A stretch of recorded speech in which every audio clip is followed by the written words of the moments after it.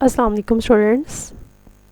आज जो हमने टॉपिक पढ़ना है वो 10th चैप्टर का लास्ट टॉपिक है, वो है मैकेनिज़्म ऑफ एटीपी सिंथेसिस। तो एटीपी को सिंथेसाइज करने के लिए जो केमिकल रिएक्शन इन्वॉल्व है वो आपको पता है कि एडीपी इनऑर्गेनिक फॉस्फेट के साथ कंबाइन करके एटीपी बनाता है। अब हमारे पास ये क्वेश्चन था कि इलेक्ट्रॉन ट्रांसपोर्ट चेन की जो पिक्चर है इसमें आप इलेक्ट्रॉन्स जब इससे मूव करते हैं इन इलेक्ट्रॉन कैरियर्स के ज़रिए से, जब इसमें से मूव करते हैं इलेक्ट्रॉन्स, तो किस तरीके से एटीपी इनकी मूवमेंट की वजह से जनरेट हो जाती है। तो इस चीज़ को एक्सप्लेन करने के लिए बहुत सारे अल्टरनेट हाइपोथेसिस प्रपोज किए गए, लेकिन जो सबसे ज़्यादा प्रिवेलिंग हाइपोथेसिस था that was chemiosmotic theory. Chemiosmotic model लिखा हुआ है यहाँ पर। केमी ऑस्मोटिक हाइपोथेसिस भी कहते हैं इसको, थ्योरी भी कहते हैं। तो केमी ऑस्मोटिक हाइपोथेसिस जो था ये प्रपोज किया था पीटर मिचेल ने। पीटर मिचेल ने ये प्रपोज किया था और 1961 में इन्होंने प्रपोज किया था। ये वॉज अ ब्रिटिश बायोकेमिस्ट और मिचेल को इसके लिए नोबेल प्राइज़ मिला था 1978 में। ठीक है, अब इन्होंने कहा है पीटर मिचेल के मुताबिक केमी ऑस्मोटिक हाइपोथेसिस एक्सप्लेन करता है कि जब इलेक्ट्रॉन्स इन इलेक्ट्रॉन कैरियर्स के अंदर से गुजर के जाते हैं तो वो एनर्जी को रिलीज़ करते हैं जो कि इन इलेक्ट्रॉन कैरियर्स में रिलीज़ हो जाती है, जिसकी वजह से एनर्जाइज हो जाते हैं और प्रोटॉन्स को बाहर की तरफ पम्प कर देते हैं, प्रोटॉन्स को मेम्ब्रेन के क्रॉस पम्प कर देते हैं। ठीक है, तो जो भी आपको पता है कि ऑस्मोटिक मूवमेंट क्या होती है कि मेम्ब्रेन के अक्रॉस जब मूवमेंट होगी तो वो हमारे पास ऑस्मोटिक मूवमेंट होगी। और चूँकि यहाँ पर केमिकल्स की ऑस्मोसिस हो रही है, इनके प्रोटॉन केमिकल की ऑस्मोसिस हो रही है, इसको केमी ऑस्मोसिस कहते हैं।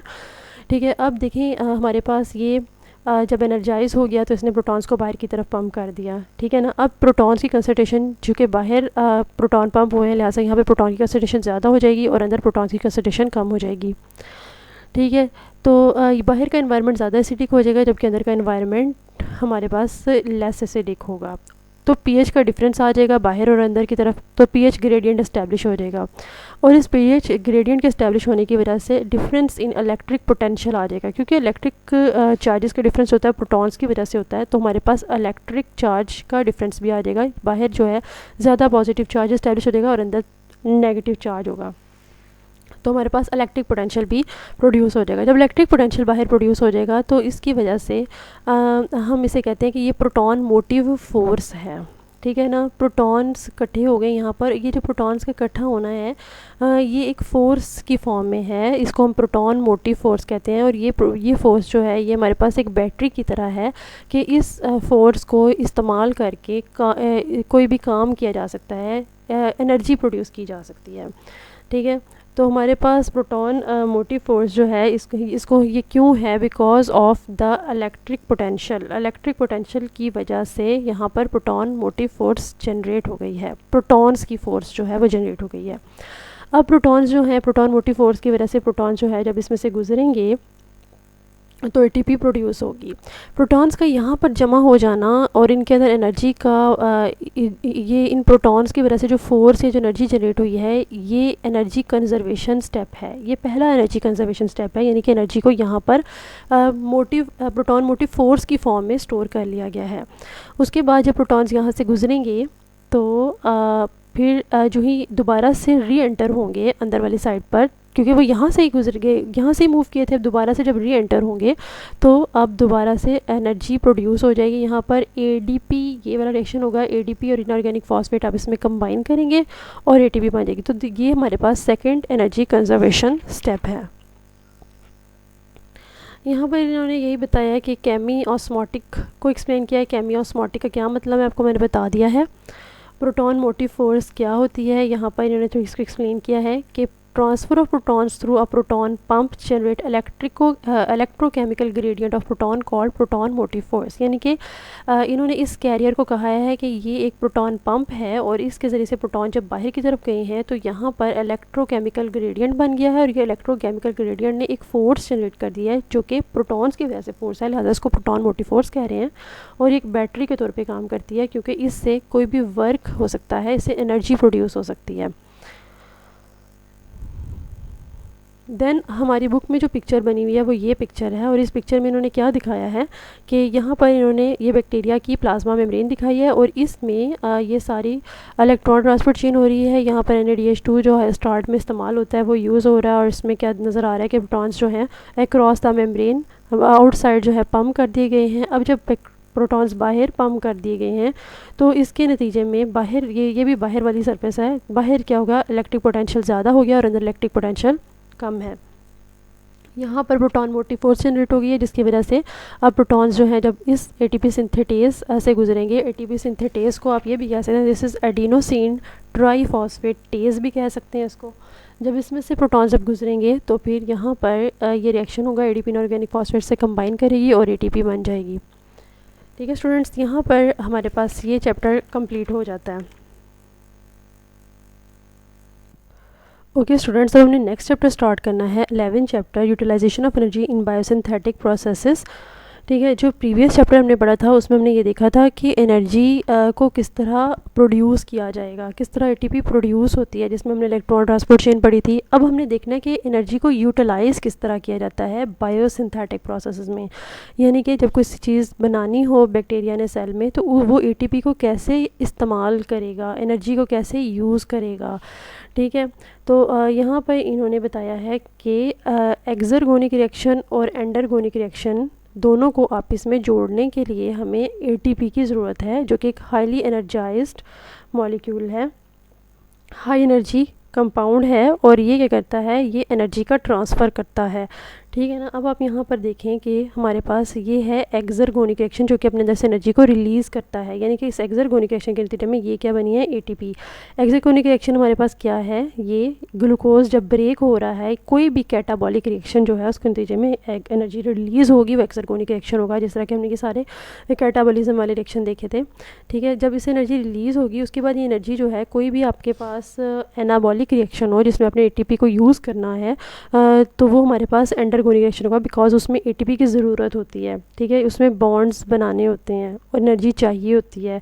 जैसे कि ग्लूकोज जो है, ढेर सारे ग्लूकोज मॉलिक्यूल्स आप इसमें कंबाइन करके एक लार्ज पॉलीसेकेराइड मॉलिक्यूल बनाएंगे, तो ये एक एनाबॉलिक रिएक्शन है और ये एंडरगोनिक रिएक्शन भी है, तो इसके लिए एनर्जी की ज़रूरत है, लिहाजा ATP इसमें इस्तेमाल होगी इस रिएक्शन में, और फिर ATP जो है वो इसमें टूट जाएगी जब ये यूज़ हो जाएगी। देन अगेन जो हमारे पास एक्सरगोनिक रिएक्शन है, उनके नतीजे में दोबारा से ये आप इसमें कंबाइन करेंगे और ATP बन जाएगी। ठीक है, इसके बाद इन्होंने एक बात ये बताई है इस चैप्टर में कि प्रोटॉन मोटिव फोर्स, जो मैंने भी आपको थोड़ी देर पहले बताया है, वो ये है कि अक्रॉस द मेम्ब्रेन हमारे पास जब इलेक्ट्रो केमिकल पोटेंशियल प्रोड्यूस हो जाता है, तो वो जो होता है वो प्रोटॉन मोटिव फोर्स जनरेट करता है। वो प्रोटॉन मोटिव फोर्स जो होती है, जब ATP सिंथेटेज से गुजरते हैं प्रोटॉन्स, तो उसके नतीजे में ATP बनता है। ना सिर्फ लाजमी नहीं है कि एनर्जी तभी प्रोड्यूस हो जब वो ATP सिंथेटेज से गुजरे, समटाइम्स प्रोटॉन मोटिव फोर्स एक बैटरी के तौर पे भी काम करती है, और ये क्या करती है कि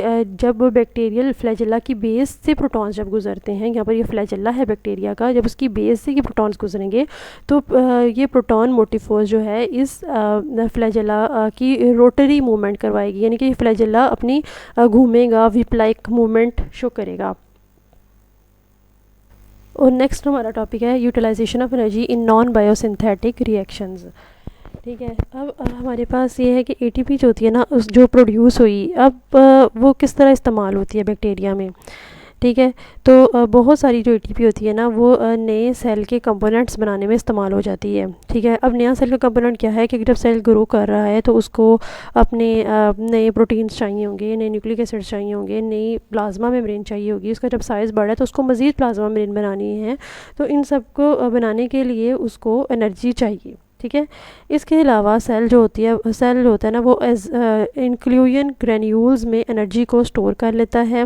जिस तरह की आपको पता है कि एक जो एक्स्ट्रा ग्लूकोज होती है वो ग्लाइकोजिन की फॉर्म में स्टोर हो जाती है, तो ग्लाइकोजिन एक इंक्लूजन ग्रेन्यूल है और इसके अंदर एनर्जी स्टोर हुई होती है।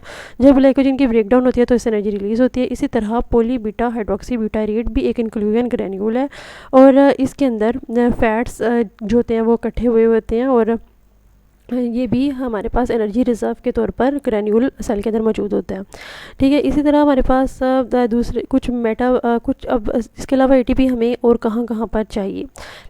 जो भी हमारे पास कुछ मेटाबॉलिक प्रोसेसेस हैं उनमें हमें फॉस्फेट बाउंड एनर्जी चाहिए, यानी कि एटीपी एनर्जी चाहिए। लेकिन कुछ ऐसे भी हमारे पास काम है जिसमें हमें प्रोटॉन मोटिव फोर्स की एनर्जी चाहिए होती है। जैसे कि जब सेल ने अपनी फ़िज़िकल और केमिकल इंटेग्रिटी को मेंटेन रखना है ना, तो फिर वो फॉस्फेट प्रोटॉन मोटिव फोर्स से एनर्जी को हासिल करेगा। इसके अलावा मैंने को बताया कि जब फ्लैजेला ने मूव करना है, जो कि एक लोकोमोटर ऑर्गेनेल है, तो वो भी प्रोटॉन मोटिव फोर्स के ज़रिए से अपनी मूवमेंट जारी रखेगा और एनर्जी हासिल करेगा।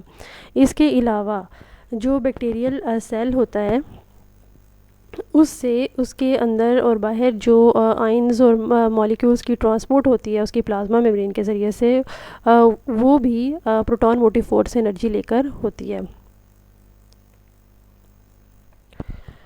ओके, उसके बाद हमारे पास ये है कि सेल की फ़िज़िकल और केमिकल इंटेग्रिटी मेंटेन किस तरह रहती है कि जब नए मॉलिक्यूल्स बनाए जाएंगे तो उस तरह सेल की केमिकल और फिज़िकल इंटेग्रिटी मेंटेन रहेगी। देखिए, अब हमारे पास अगर सेल टूट फूट जाता है तो फिर उसे क्या करना पड़ेगा कि उसको नए अपनी प्लाज्मा मेम्ब्रेन बनानी होगी।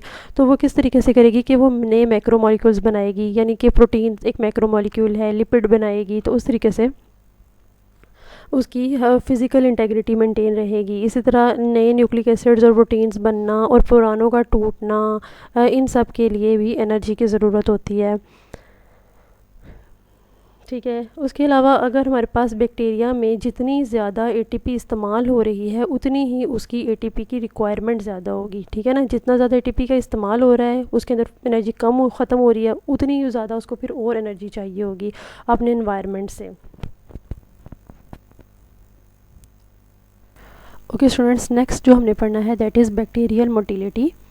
तो बैक्टीरिया में मोटिलिटी जो होती है वो फ्लैजेला के ज़रिए से होती है। ठीक है, और ये बैक्टीरियल फ्लैजेला की पिक्चर है जो कि आपको चैप्टर नंबर 5 में मिलेगी, और ये एक यूकैरियोटिक फ्लैजेला की पिक्चर मैंने ऐड की है इसके अंदर। ठीक है, अब हमारे पास ये है कि बैक्टीरियल फ्लैजेला और जो यूकैरियोटिक फ्लैजेला है इनकी जो मैकेनिज़्म है मूव करने का वो डिफरेंट होता है। ठीक है, तो जो हमारे पास यूकैरियोटिक फ्लैजेला होता है ना, उसमें ये एबिलिटी होती है कि वो एटीपी को यूज़ करके अपनी मैकेनिकल मूवमेंट ऑफ फ्लैजेला करा सकता है। ठीक है, यानी कि एटीपी जो कि केमिकल है उससे मैकेनिकली अपने फ्लैजेला को मूव करा सकता है।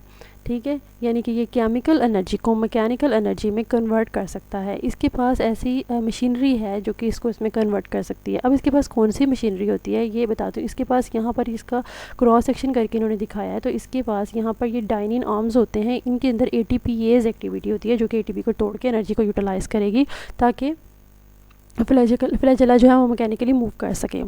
ठीक है, तो हमारे पास जो बैक्टीरिया होता है ना, इसके पास कोई भी एटीपीएस एक्टिविटी नहीं होती। इसका जो फ्लैजेला होता है ये बना होता है फ्लैजेलिन प्रोटीन का, और फ्लैजेलिन प्रोटीन के अंदर कोई भी एटीपीएस एक्टिविटी नहीं होती। ठीक है, अब हमारे पास फिर ये किस तरीके से किस चीज़ को यूज़ करके अपनी जो है मैकेनिकल मूवमेंट करेगा, तो ये हमारे पास आपको मैंने स्टार्ट में बताया है कि ये प्रोटॉन मोटिव फोर्स को इस्तेमाल करके अपने फ्लैजेला को मूव कराता है। ठीक है जी, अब हमारे पास आपको पता है कि प्रोटॉन मोटिव फोर्स क्या होती है। प्रोटॉन मोटिव फोर्स जो है ये फोर्स जो कि इलेक्ट्रिक पोटेंशियल और हाइड्रोजन आयन ग्रेडियंट की वजह से प्रोड्यूस होती है क्रॉस द मेम्ब्रेन। अब हमारे पास प्रोटॉन मोटिव फोर्स के ज़रिए से किस तरीके से ये पूरा फ्लैजेला मूव करता है, इसका एग्जैक्ट मैकेनिज़्म क्या है ये अभी तक हमें नहीं पता चला, लेकिन थोड़ा सा हम इसको एक्सप्लेन कर सकते हैं कि हमारे पास ये जो फ्लैजेला है इसके अंदर आपको इसका अंदर वाला सारा पोर्शन नज़र आ रहा है। इसके अंदर यहाँ पर हमारे पास बेसल बॉडी है, ये बेसल बॉडी है इसकी। ठीक है, इस बेसल बॉडी में 2 रिंग्स हैं, एक एस रिंग है और एक एम रिंग है। ठीक है, जो हमारे पास एम रिंग है ना, इसके साथ ये जो सारी जो है हमारे पास रॉड जो है, ये सारी मेन रॉड जो है वो इस एम रिंग के साथ सबसे बेस पे जाके अटैच हुई हुई है। और एम रिंग कहाँ पर है? साइटोप्लाज्मिक मेम्ब्रेन में। ठीक है, और ये एम रिंग के साथ ये जो बाकी की सारी रॉड है बड़ी स्ट्रॉन्गली फिक्स हुई हुई है। ठीक है। और फिर ये एम रिंग जो है जब ये रोटेट करेगी, ये गोल गोल घूमेगी, तो ये सारी की सारी रॉड और फ्लैजेला मूव करेगा। एस रिंग जो है ना वो एम रिंग के ऊपर है, और ये तकरीबन हम कह सकते हैं कि ये सेल वॉल वाले पोर्शन में, और ये रिजिडिटी ये बड़ी सख्ती से इस एम रिंग के साथ सेल वॉल के साथ अटैच हुई हुई है। तो ओवरऑल ये सारा पोर्शन जो है ये रोटेट करता है नीचे से ऊपर तक, और ये सारा फ्लैजेला फिर मूव करेगा। ठीक है। अब हमारे पास जो है इसमें किस तरीके से होता है कि बाहर बैक्टीरिया के बाहर जो प्रोटॉन्स की कंसंट्रेशन ज़्यादा होगी, वो प्रोटॉन जो है इसके अंदर मूव करेंगे। इसके अंदर से जब मूव करेंगे तो इसकी बेसल बॉडी से गुजरेंगे, तो फिर पता नहीं कौन से मॉलिक्यूलर इवेंट्स होते हैं जो कि अभी तक एक्सप्लेन नहीं किए जा चुके कर सके, उनके ज़रिए से हमारे पास ये सारी इसका फ्लैजेला मूव करता है। और फ्लैजेला के मूवमेंट को हम कहते हैं इसकी रोटरी मोटर। ठीक है, इसको हम इसकी रोटरी मोटर कहते हैं। रोटरी मोटर का मतलब है कि रोटेशन ऑफ फ्लैजेलम। ठीक है, तो जो इसकी रोटरी मोटर मूव करेगी प्रोटॉन मोटिव फोर्स के ज़रिए से मूव करेगी। लेकिन ये 100% क्लियर है कि एटीपी के ज़रिए से ये फ्लैजेला की मूवमेंट नहीं होती, और ये मूवमेंट सिर्फ और सिर्फ प्रोटॉन मोटिव फोर्स के ज़रिए से होती है। ठीक है स्टूडेंट्स, आज हमने इतना ही पढ़ना था। ओके, अल्लाह हाफ़िज़।